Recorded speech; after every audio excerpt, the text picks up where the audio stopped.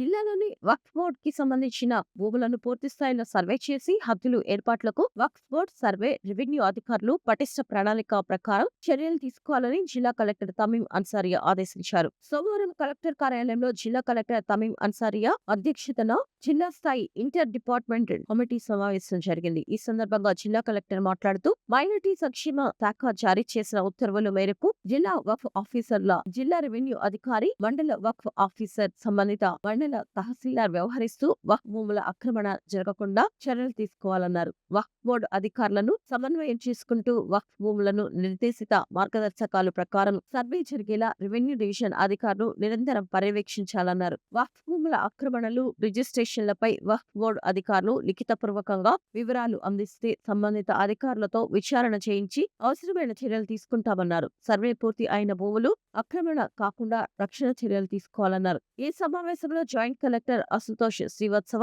నగరపాలక సంస్థ కమిషనర్ పులి శ్రీనివాస్, తెనాలి సబ్ కలెక్టర్ సంచనా సిన్హా, జిల్లా రెవెన్యూ అధికారి కాజావలి, జిల్లా రిజిస్ట్రార్ సునీత, జిల్లా పంచాయతీ అధికారి సాయి కుమార్, ఆర్డీఓ శ్రీనివాసరావు, జిల్లా సర్వేయర్ పవన్ కుమార్, వక్ఫ్ ఇన్స్పెక్టర్ కాజా మస్తాన్, నగరపాలక సంస్థ ఎస్ఈ సుందర్రామరెడ్డి, ఇతర అధికారులు పాల్గొన్నారు.